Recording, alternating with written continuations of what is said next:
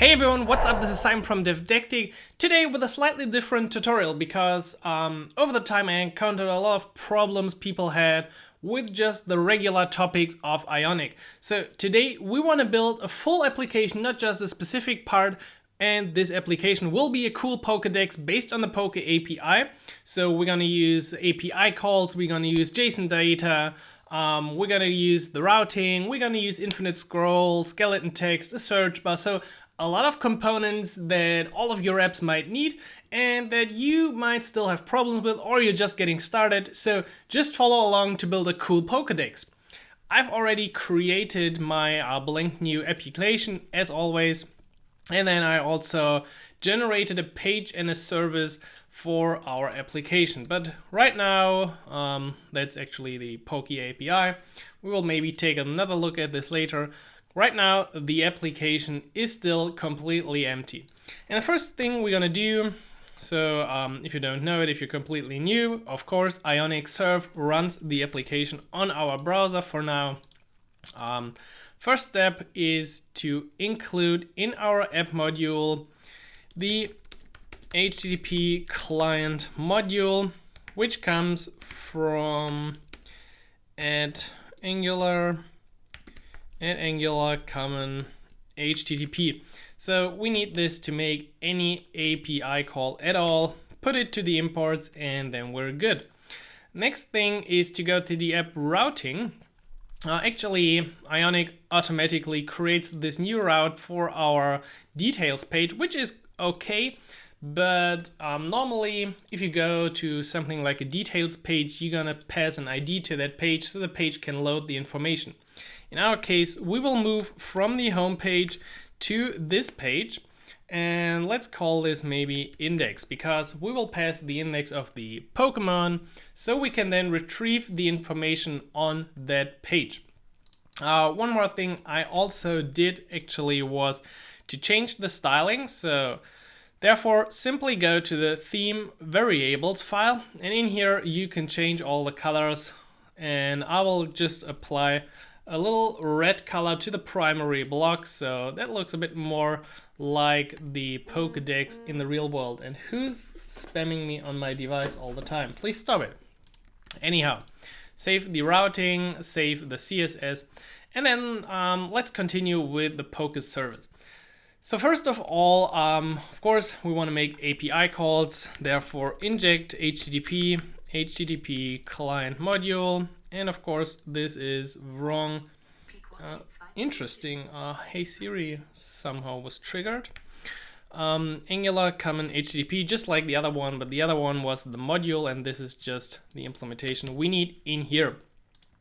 Then I created two base URLs. So the first one comes directly from simply checking out the Poke API. So there we go, that's it. And that's the base URL for making your calls.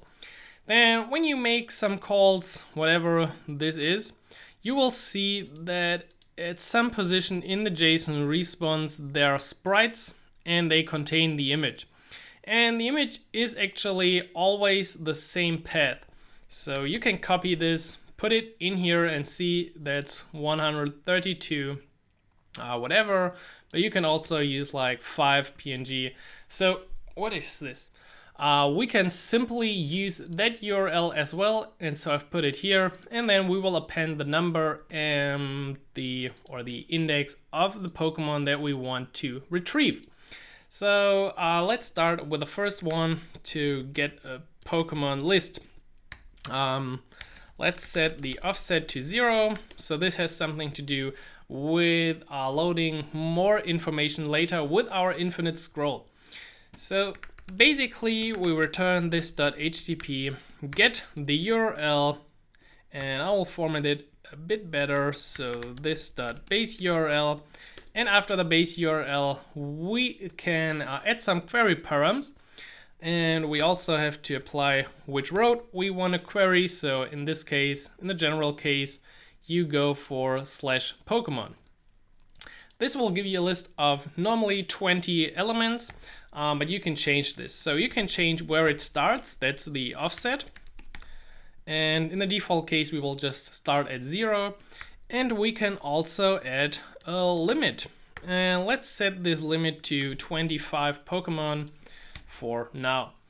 So to see some more of what I do, let's actually go to our home page and inject the service we just created, which is the Poké service, Pokemon service. And then let's do this right in the init. So let's say implements on init from Angular core, and then ng on init. But perhaps we will also move this to another function so we can call it later from another spot as well, which might be a good idea in most cases when you load some API data. So then Poké service dot get Pokemon. We actually don't have any offset right now, but let's just create this and set it to 0, so we will have it a bit easier later. Subscribe to the result, which will come back of our async call, and then let's just log out the result. So now we should see the first data, because in our onInit we call the service makes the is Poké service get Pokemon is not a function. Yeah, does not exist on Pokemon service. Yeah, it definitely does exist. Sometimes the Ionic serve is a bit out of sync, I think, so simply hit restart in that case. What we now need to do is work a bit with RxJS. So we're gonna have to transform the data a bit, because you will see or notice something now. What we get back is a result count next call. We could actually also use that URL, but let's just stick to the offset and limit. And here we finally got the result of our call. The problem at this point is we only got the name, we don't have the image. So we need to transform this response so that we only get the results, and also that each of the results contains the image. And now things get interesting. So we're gonna open a pipe block, which is basically working a bit with the response that we get here. And then we can map the result of our call, which is, let's call this one result, to something else. And you can import the map operator from RxJS operators. So that's pretty easy.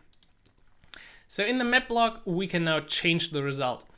This means we don't want all of this, we just want results. So we can simply say return result at the position results. The result of this, that's a lot of result, right? But the result of this is that we don't have this information here anymore, and also that we directly get back an array now. So that looks a lot cooler. But we, of course, don't want to stop here. We want to also get a Pokemon image. So let me bring in one helper function using the image URL you've seen before and appending the index for a Pokemon. And now in the pipe block, we can do a lot more. So there's really a lot you can do with RxJS. We're just touching like really the surface. We're only using a bit of map in here. So in here, we got an array of Pokemons. Remember, this one step returns the results. And now for each Pokemon in that result, Pokemons, we want to again map this one Pokemon, and we will also use the index of that Pokemon in that array. So I hope you can follow me. That's like a for loop on each of the elements in that array. And we want to set the Poké image. So that key doesn't exist, but that's no problem. We're just setting it. You see there's only name and URL yet.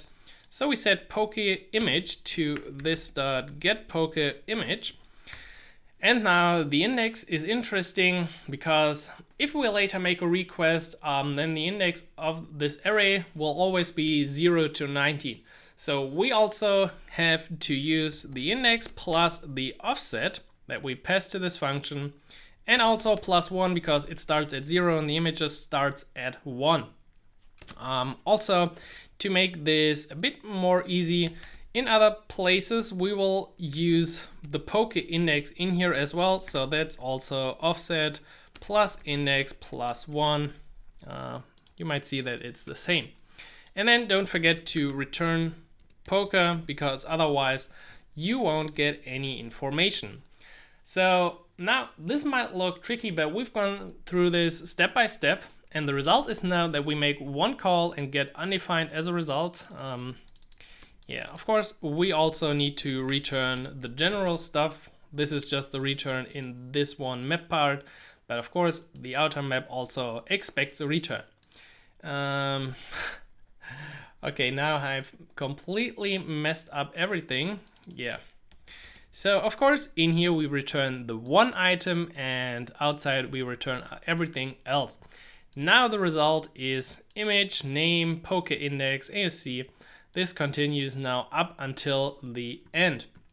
We're right now in the service, so let's maybe just, no, let's not do this.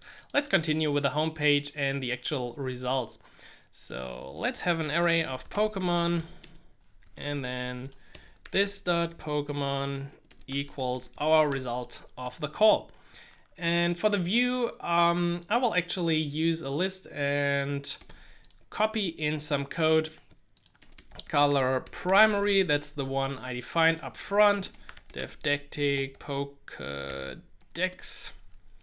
And in here, let's use a little list. So we iterate over all the Pokemon. Let's skip this for a second. We have an avatar using the image. So that makes it real easy if we make the transformation of the data in the service up front at this point. Otherwise, we would have to make another function call here to get the real image URL. And then we got the Poké name and the Pokéindex, which is now also easily accessible. And also, this will help us to get to the details page, because this will simply append the Pokéindex to our URL. And because we've set it up to be home/index, we will land on the details page. So let's see. That looks pretty great so far. 25 Pokemon. And we could go to the details page, but that's not implemented yet. What do we need as well? We might have, or we might want to use a reload logic. So to do so, we're gonna have to get back to our load Pokemon, and let's implement load more equals false.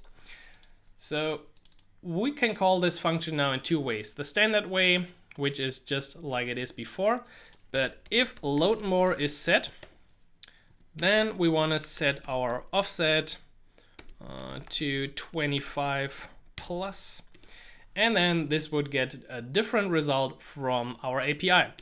Also, the question now is if this dot offset, if this dot offset is bigger than 0, because in that case we're not setting the Pokemon. We just do this in the very first case. But in that case, we set this dot Pokemon to be, actually we can do it in a different way as well. But what I want to tell you is then in that case we have to concat the array, and just concat won't refresh the view, so you have to replace the current array. That's a very common problem. And you can do this by using everything from the current Pokemon array, and then also using everything from the result. But I just thought that actually in the 0 case, we could do the same, as the first array is empty and we're using stuff from the second array. So you could use this.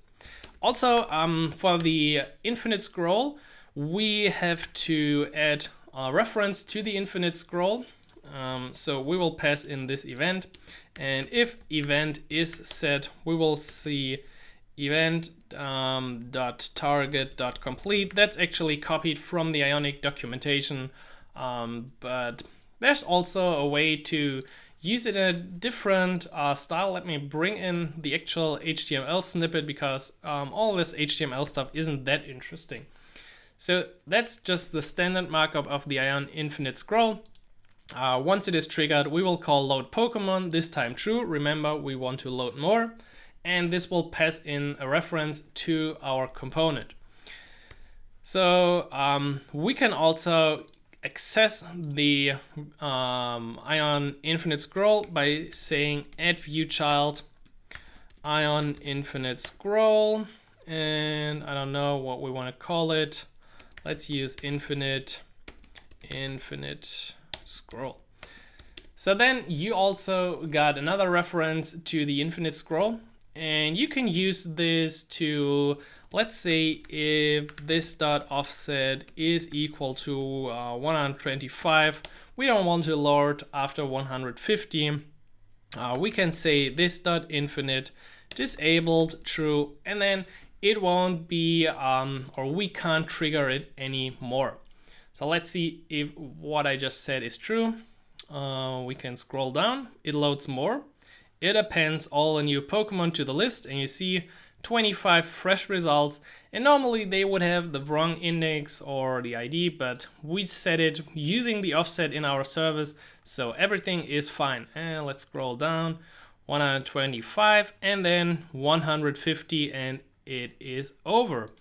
Images, okay, they're still loading, so everything's still fine. And from the small URL coming up in that left corner, you can also see all the different links to our details page that we will have to implement in a second as well. So far, so good. I think we're already 20 minutes in the video, so let's hurry a bit up. We want to have search functionality as well. So let's add a search bar, placeholder, simple ion change, and on search change or on ion change, we call a function. So let's use this function to make another request to our API. Actually, we have to, or we could get the value directly from this, so we don't need any ng model or form control. Really, don't have to use this. But if the value is equal to an empty string, we will simply reset our offset and call load Pokemon again and return, because in that case the search doesn't really make sense. Otherwise, we're gonna have to search, and for that, let's jump back to the service. So our service takes care of all the important things, just like find Pokemon with a given value, or yeah, I think let's call this search. Makes more sense perhaps. For this, because we're already quite long into the video, let me bring in the logic. Again, we're just making a GET request to the standard API. If the search matches, we will get a result, so we will not get a result for just like B or BU. We have to type the real name or the real index of the Pokemon. And once we get that Pokemon, we perform the same steps like before. We get the Pokemon image and we set the Poke index. In that case, it's actually a bit different, because can we get this, like, if we call this for one Pokemon, we actually get back a lot of data. And in here, there should be some ID. Yeah, there's actually then an ID field, which is not included in the initial list. So we can simply use that field in this case. To wrap this up so we can close and forget about the service, let's just add another function, which is once we hit the details page. As I said, we can get the full Poke details with this route. Maybe we could have just used find Pokemon as well in that case. Could work as well. Yeah, well, let's just have another function. So what we need in that case is a bit more tricky, because can we see the sprite object? So the sprite object contains not an array, but come on, can I see this a bit more structured somewhere? No, I can't. I'll just comment this out for now so we can see it on the details page in a second. But what we were talking about the search, right? I just wanted to finish the service, but I'm sorry for that.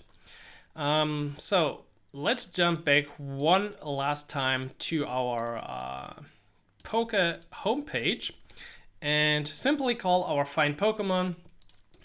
The problem is that if there's not really anything found, we enter an error block, and in that case we should set our list to have no results, otherwise we would see the old results and that wouldn't make sense. But if we find something, normally there's just one name for a Pokemon or ID, so we can set our whole array to this. And what happens now is that once we trigger the search, we will call this functionality, and then let's search for an ID. Okay, we get Golduck. And if I search for Golduck, we will actually also see it. If I search for Bulb, we see an error and an empty array. And if I search now for the correct name, we again see the result. Because we're already quite long in this video, I will just trigger small information about the skeleton text. You can also read more about this in the according tutorial, link below this video. For apps like Facebook and many other, okay, interesting, fair enough. Did I not save? I don't know. They have something called like a skeleton text. So when there are no results and they're waiting for the API data, they display something in place. And we can do this as well. I came up with something which basically mimics the behavior of the real list, and which would be displayed if the Pokemon length is 0. This case basically never happens because the API is so fast, but we can do this by doing a wrong search, and then we see this cool skeleton text effect, which looks a bit like the entry, so the user thinks there's something loading. If you have performance problems or just want a general better user experience, skeleton texts are really awesome and easy to implement. Okay, I think we're actually done with the homepage, because we got the search, we got the infinite scroll, really a powerful Pokédex so far. But let's quickly jump over to our index page, which is still a bit empty. So because we're long in this video, let me check, 22 minutes. Okay, not sure if you are still with me. I hope you're still with me. If you are, please already leave a comment and a like below, and follow the channel and everything else, because there's a lot more about Ionic in this channel and also about development in general. So on the details page, we first have to implement a button at the top so we can actually move back, because right now we can just use the browser to go back, which is maybe not the best behavior. Then I've also added the title and this class, which is actually a helper class from Ionic, to make a text capitalize. Previously you could also, or you can still actually use it like this. It's basically the same, but I'm not completely sure if at any point they might remove like it is in this case, so I will use it like this just to be sure, because that's a new way they recommend for us. And now we need a way to find out which Pokemon we got by getting the ID from here. That's also a standard thing with Angular. You just go ahead and inject the activated route. So from the Angular router, and on init, what is red? Why red? Then you can get the index simply by saying this.route snapshot paramap get index. And once you've done this, you can call the Poké service. So private Poké service, this dot Poké service get Poké details with the given index, subscribe, get back some details, and for now let's just log them out. Details, that's how it should be called, and we can already set it to our own details so we can later use it in the page. But for now, let's check if we actually get back the data. And there we go, all the information about the Pokemon. With the data, we're now able to display different information basically, and you can just look at the JSON that you got and simply go over the keys that you want to display. So for example, the sprites. As I said in the beginning, this is just right now an object, so that makes iterating the images really tricky, and therefore we already were implementing this. So let me comment this in and explain it. What this does is basically, first of all, transforming what we've seen here into an array.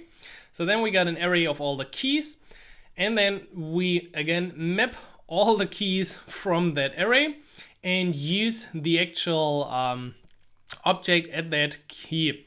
So that's a bit tricky.